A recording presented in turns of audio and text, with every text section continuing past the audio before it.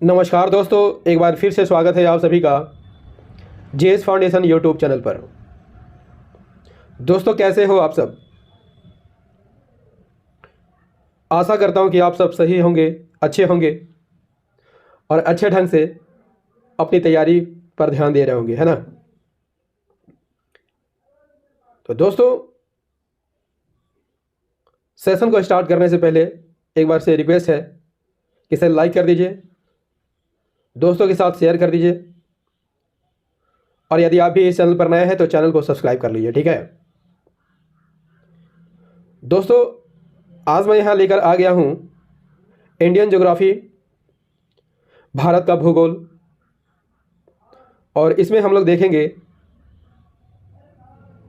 25 अति महत्वपूर्ण प्रश्नों को। इसके साथ आपको मिलेगा फुल एक्सप्लेनेशन। दोस्तों, ये एक्सप्लेनेशन भी आपकी परीक्षा की दृष्टि से महत्वपूर्ण रहेगा, तो एक बार से सेशन को लाइक कर दीजिए। इसके बाद हम सेशन की शुरुआत करते हैं। काफ़ी इंपॉर्टेंट सेशन रहने वाला है दोस्तों आज का। चलिए यहाँ पर सेशन की शुरुआत करते हैं अपने पहले प्रश्न से। पहला सवाल आपके स्क्रीन पर क्या कहता है?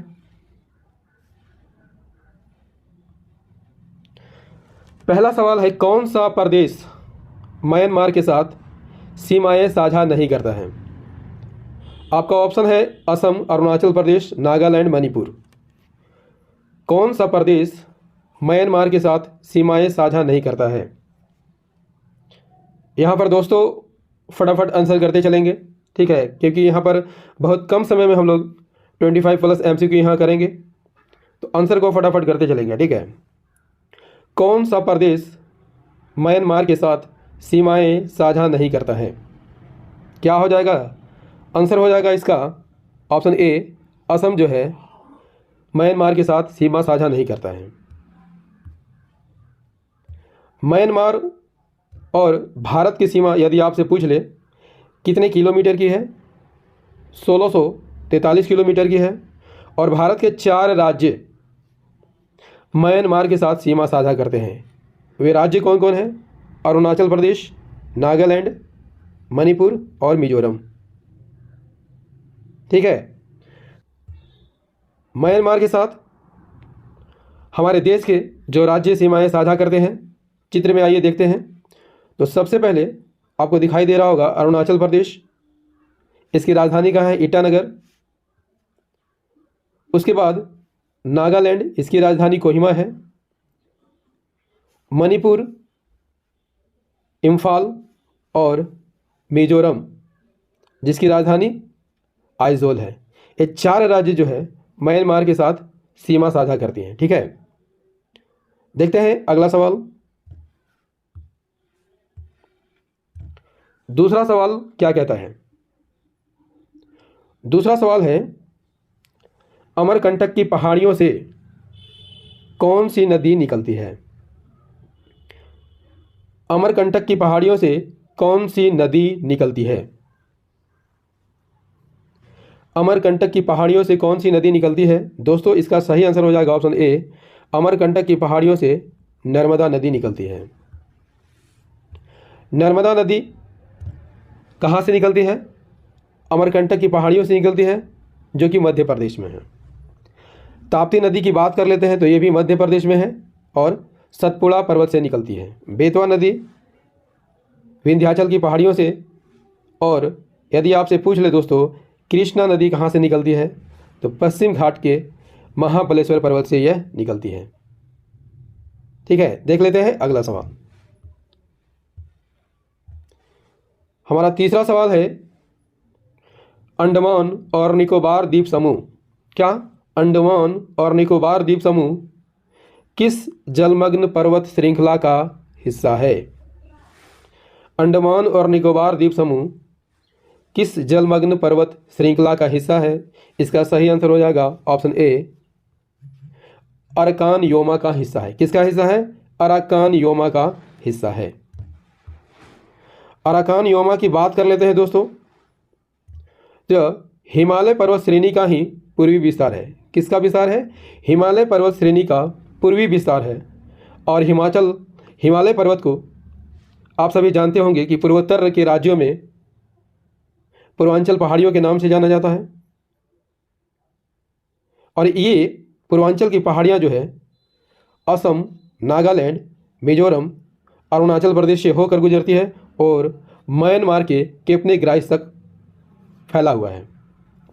इसमें कौन कौन सी पहाड़ियाँ आती हैं? नागा पहाड़ियाँ, चिन की पहाड़ियाँ, पटकाई पहाड़ियाँ, लुसाई पहाड़ियाँ। अराकान योमा जो है दोस्तों, याद कर लीजिएगा, इंपॉर्टेंट फैक्ट है। म्यांमार के राखिन राज्य है जो कि म्यांमार का तटवर्ती राज्य है और इरावदी नदी के बेसिन के बीच स्थित है। दक्षिण में यह पर्वत बंगाल की खाड़ी से गुजरती है, जल के भीतर भीतर चलती है और आगे जाकर यही जो है अंडमान निकोबार द्वीप समूह के रूप में फिर से दिखाई आपको देती है। आइए इसे चित्र से भी देखते हैं। तो आपको दिखाई दे रहा होगा दोस्तों, ये जो है हिमालय पर्वतमाला आगे बढ़ती है, पूर्वोत्तर के राज्यों से होकर ये गुजरती है। म्यांमार में ये अराकान योमा का रूप धारण कर लेती है और आगे चलकर समुद्र में ही यह फिर से दिखाई देती है और इसे ही हम अंडमान निकोबार द्वीप समूह कहते हैं। ठीक है, देखते हैं अगला सवाल। अगला सवाल हमारा है दोस्तों, चौथा सवाल। असम में स्थित बराक घाटी किस लिए प्रसिद्ध है? असम में स्थित जो बराक घाटी है वो किस लिए प्रसिद्ध है? आपको यहाँ पर आंसर करना है दोस्तों, फटाफट आंसर को करते चलेंगे। असम में स्थित बराक घाटी किस लिए प्रसिद्ध है? तो यहाँ पर सही आंसर हो जाएगा दोस्तों, चाय की खेती के लिए प्रसिद्ध है। किस लिए प्रसिद्ध है? चाय की खेती के लिए प्रसिद्ध है।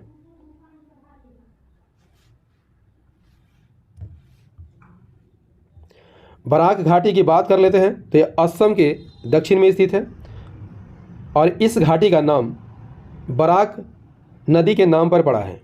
ठीक है, सिलचर जो है इस घाटी का प्रमुख नगर है। आपको बता दिया गया है कि यह घाटी जो है चाय की खेती के लिए प्रसिद्ध है और इसमें 3 जिले आते हैं। बराक घाटी में कितने जिले आते हैं? असम के 3 जिले आते हैं। कौन कौन? कछार, करीमगंज और हैलाकांडी। ठीक है, इन तीनों जिलों को हम चित्र में देखते हैं। तो आप देख रहे होंगे दोस्तों कि ये तीनों जिले असम के दक्षिण में स्थित हैं। कौन कौन? कछार, करीमगंज और हैलाकांडी। नेक्स्ट सवाल कर लेते हैं। 5वां सवाल है, क्या कहता है?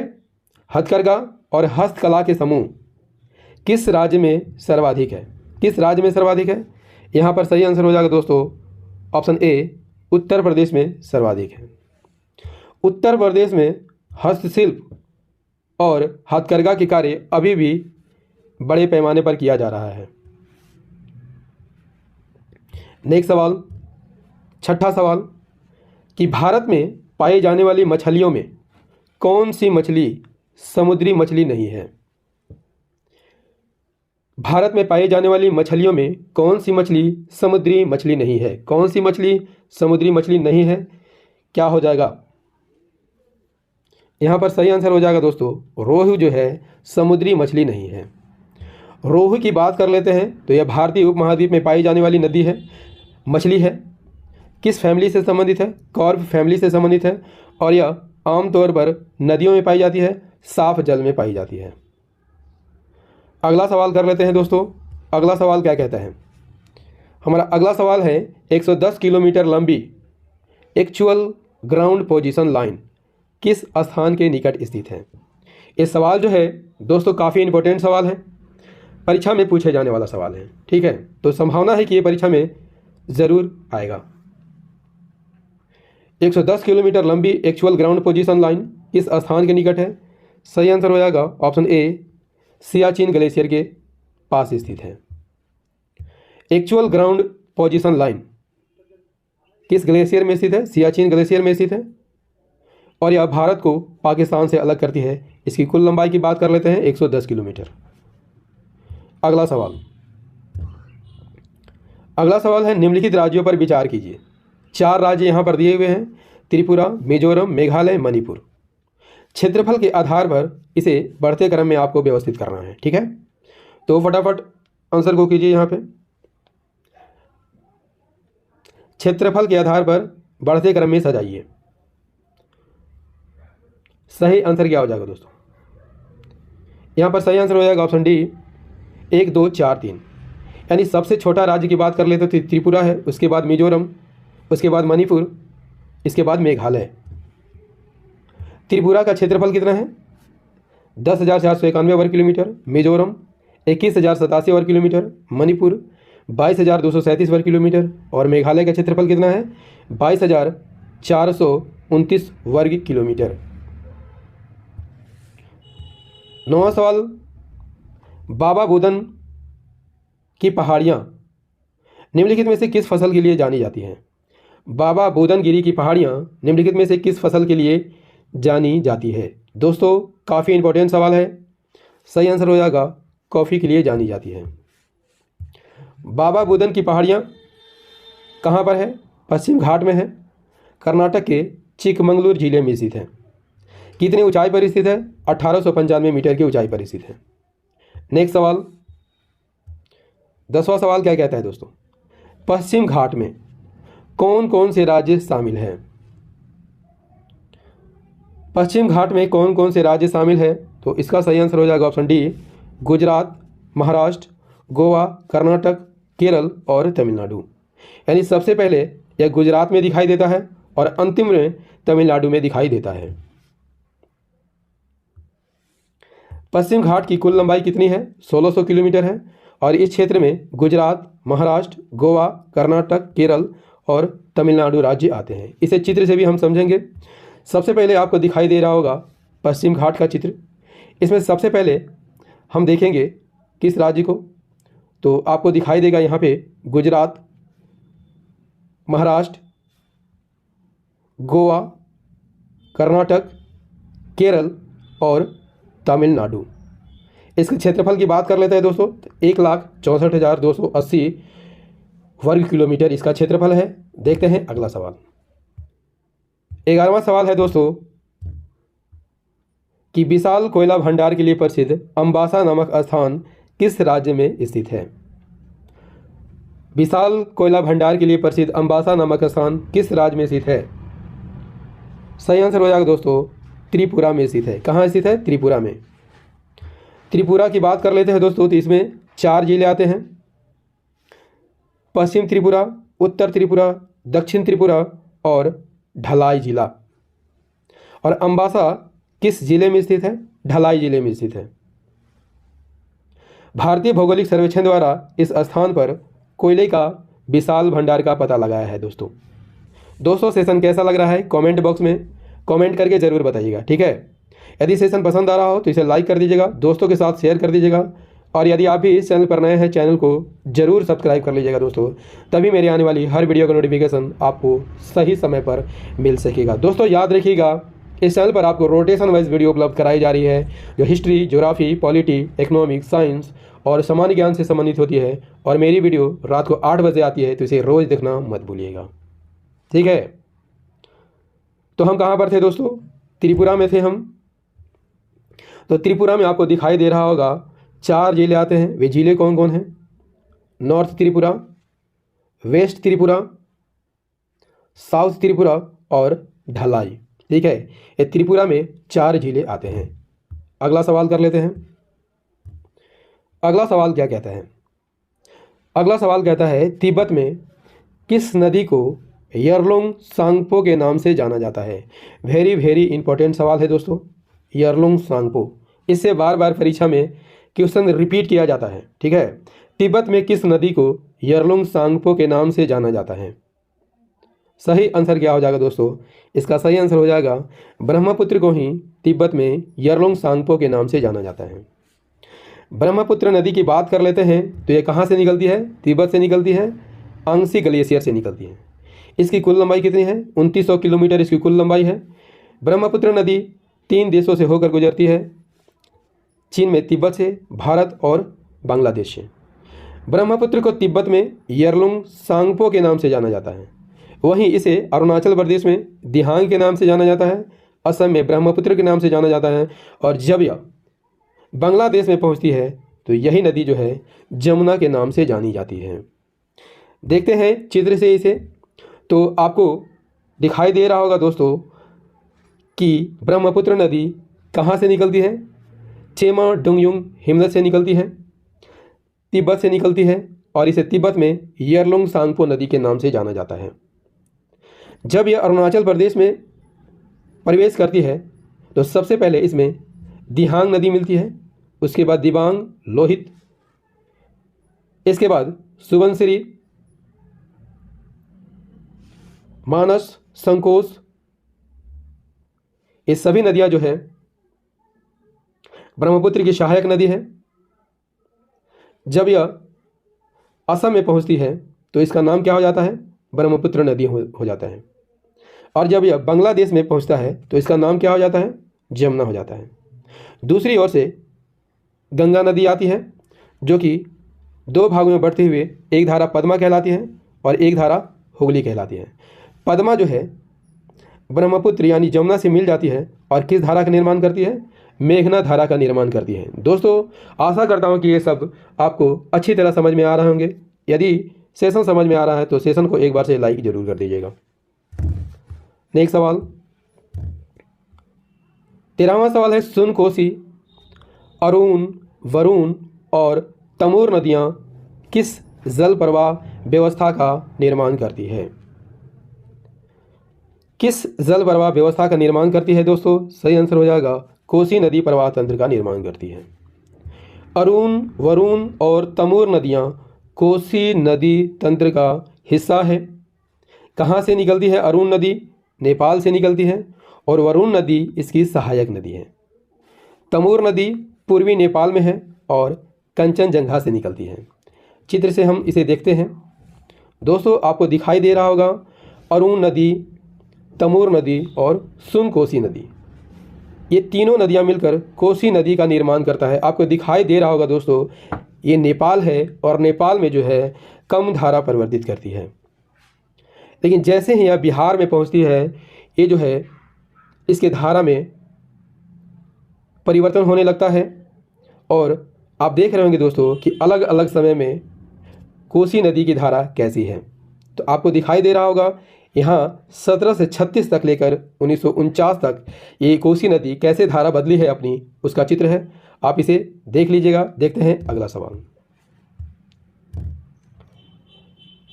14वां सवाल क्या कहता है, सोमशिला बांध किस राज्य में स्थित है। सोमशिला बांध किस राज्य में स्थित है, सही आंसर हो जाएगा आंध्र प्रदेश में स्थित है। सोमशिला बांध की बात कर लेते हैं तो यह आंध्र प्रदेश के नेल्लोर जिले में है। किस नदी पर है, पेनार नदी पर है। इसके जलाशय का क्षेत्रफल 222.28 वर्ग किलोमीटर है और जल संचय क्षमता कितनी है, 1994 घन किलोमीटर। सोमशिला बांध आपको दिखाई दे रहा होगा दोस्तों, काफ़ी सुंदर और मनोरम दृश्य है सोमशिला बांध का। देखते हैं अगला सवाल। अगला सवाल है, कोपिली जल विद्युत परियोजना उत्तरी पूर्वी भारत के किस राज्य में स्थित है। कोपिली जल विद्युत परियोजना उत्तरी पूर्वी भारत के किस राज्य में स्थित है, सही आंसर हो जाएगा दोस्तों असम में स्थित है। कोपिली जल विद्युत परियोजना असम में स्थित है। किस नदी पर स्थित है, कोपिली नदी पर स्थित है। कोपिली जल विद्युत परियोजना की शुरुआत यदि आपसे पूछ ले कब की गई थी, 1976 में हुई थी। इसकी उत्पादन क्षमता कितनी है, 275 मेगावाट। दोस्तों सेशन कैसा लग रहा है एक बार कमेंट करके ज़रूर बताइएगा। नेक्स्ट सवाल, कोपिली जल विद्युत परियोजना आपको दिखाई दे रहा होगा, ये कोपिली जल विद्युत परियोजना का चित्र है। नेक्स्ट सवाल कर लेते हैं। 16वां सवाल है, निम्नलिखित में से कौन सा पर्वत हिमालय रेंज में नहीं है। कौन सा पर्वत हिमालय रेंज में नहीं है, K2, नंगा पर्वत, एवरेस्ट, कंचनजंगा। कौन सा पर्वत हिमालय रेंज में नहीं है, सही आंसर हो जाएगा K2 हिमालय रेंज में नहीं है। K2 जो है काराकोरम रेंज में स्थित है। ठीक है, K2 विश्व की दूसरी सबसे ऊंची चोटी है। इसकी ऊंचाई कितनी है? 8,611 मीटर और यह काराकोरम रेंज में स्थित है। चित्र से देखते हैं हम लोग दोस्तों। तो सबसे पहले हम देखते हैं गार्डविन ऑस्टिन चोटी। इसकी ऊंचाई कितनी है? 8,611 मीटर। आपको दिखाई दे रहा होगा माउंट एवरेस्ट जो कि विश्व की सबसे ऊंची चोटी है। इसकी ऊंचाई कितनी है? 8,848 मीटर। कंचनजंगा जो कि सिक्किम में आती है 8,598 मीटर। नंगा पर्वत 8,126 मीटर। आपको दिखाई दे रहा होगा दोस्तों यहाँ पर अरावली पर्वत। इसकी सर्वोच्च चोटी कितनी? सर्वोच्च चोटी कौन है? गुरु शिखर है। इसकी ऊंचाई कितनी है? 1722 मीटर। अगला सवाल कर लेते हैं। अगला सवाल है केंद्रीय मत्स्य नौका चालन एवं इंजीनियरिंग प्रशिक्षण संस्थान किस स्थान पर स्थित है? केंद्रीय मत्स्य नौसंचालन एवं इंजीनियरिंग प्रशिक्षण संस्थान किस स्थान पर स्थित है दोस्तों? सही आंसर हो जाएगा कोची में स्थित है। केंद्रीय मत्स्य नौसंचालन एवं इंजीनियरिंग प्रशिक्षण संस्थान की स्थापना यदि आपसे पूछ ले कब हुई थी? 1963 में हुई थी और यह केरल के कोची में स्थित है। दोस्तों सेशन कैसा लग रहा है कमेंट बॉक्स में कमेंट करके ज़रूर बताइएगा। अगला सवाल। अगला सवाल है निम्नलिखित में से गलत जोड़े को चुनिए। निम्नलिखित में कौन सा जोड़ा गलत है आपको यहाँ पर आंसर करना है। सबसे पहले जबलपुर नर्मदा जो कि सही जोड़ा है। जबलपुर नर्मदा नदी के किनारे स्थित है। सूरत ताप्ती नदी के किनारे स्थित है। बद्रीनाथ अलकनंदा नदी के किनारे स्थित है। दोस्तों यहाँ पर सही विकल्प सही है। जबलपुर नर्मदा नदी के किनारे, सूरत ताप्ती नदी के किनारे और बद्रीनाथ अलकनंदा नदी के किनारे स्थित है। नेक्स्ट सवाल कर लेते हैं। हमारा नेक्स्ट सवाल क्या कहता है? 19वां सवाल। निम्नलिखित में से अंटार्कटिका में भारत के अनुसंधान स्टेशन का नाम क्या है? दोस्तों याद रखिएगा अंटार्कटिका में 2 अनुसंधान स्टेशन है, दक्षिण गंगोत्री और मैत्री। भारत के दक्षिण गंगोत्री और मैत्री अनुसंधान संस्थान अंटार्कटिका में है, जबकि आर्कटिक में भारत ने हिमाद्री नामक अनुसंधान स्टेशन स्थापित किया है। नेक्स्ट सवाल। उत्तर प्रदेश की सीमा कितने राज्यों से लगती है? उत्तर प्रदेश की सीमा कितने राज्यों से लगेगी? सही आंसर हो जाएगा 8 राज्यों के साथ उत्तर प्रदेश की सीमा लगती है। उत्तर प्रदेश की सीमा किन राज्यों से लगती है? उत्तराखंड, हिमाचल प्रदेश, हरियाणा, राजस्थान, मध्य प्रदेश, छत्तीसगढ़, झारखंड, बिहार और एक केंद्र शासित प्रदेश दिल्ली से लगती है। उत्तर प्रदेश की सीमाएं किन किन राज्यों से लगती है? तो उत्तराखंड, हिमाचल प्रदेश, राजस्थान, मध्य प्रदेश, छत्तीसगढ़, झारखंड और बिहार और एक केंद्र शासित प्रदेश दिल्ली से लगती है। नेक्स्ट सवाल। 21वां सवाल हमारा है कि झारखंड के साथ छोटा नागपुर पठार और किन किन राज्यों में फैला हुआ है? झारखंड के साथ छोटा नागपुर पठार और किन किन राज्यों में फैला हुआ है? यहां पर सही आंसर हो जाएगा दोस्तों ऑप्शन बी, ओडिशा, पश्चिम बंगाल और बिहार में। छोटा नागपुर का पठार यदि आपसे पूछ ले कितना वर्ग किलोमीटर क्षेत्र में फैला हुआ है? 65,000 वर्ग किलोमीटर क्षेत्र में फैला हुआ है। यह पठार ओडिशा, पश्चिम बंगाल और बिहार में फैला हुआ है। आप देख रहे होंगे दोस्तों छोटा नागपुर का पठार, इसके बाएं तरफ आपको दिख रहा होगा बघेलखंड, बुंदेलखंड का पठार और सबसे पश्चिम में मालवा का पठार। यदि साउथ में जाएं तो आपको सबसे पहले दक्कन का पठार मिलेगा, इसके पूर्व में तेलंगाना का पठार मिलेगा और पश्चिम में कर्नाटक का पठार मिलेगा। पूर्वोत्तर राज्यों की बात कर लेते हैं तो यहाँ पर शिलांग का पठार आपको देखने को मिलेगा। नेक्स्ट सवाल। 22वां सवाल है भारत में सर्वाधिक हीरे की खदानें किस क्षेत्र में स्थित है? भारत में सर्वाधिक हीरे की खदानें किस क्षेत्र में स्थित है? सही आंसर हो जाएगा मध्य प्रदेश और आंध्र प्रदेश में स्थित है। 1726 ईस्वी तक याद कर लीजिएगा दोस्तों कि भारत विश्व का एकमात्र हीरा उत्पादक देश था और भारत में प्रतिवर्ष लगभग 40,000 कैरेट हीरे का उत्पादन किया जाता है। अगला सवाल 23वां सवाल है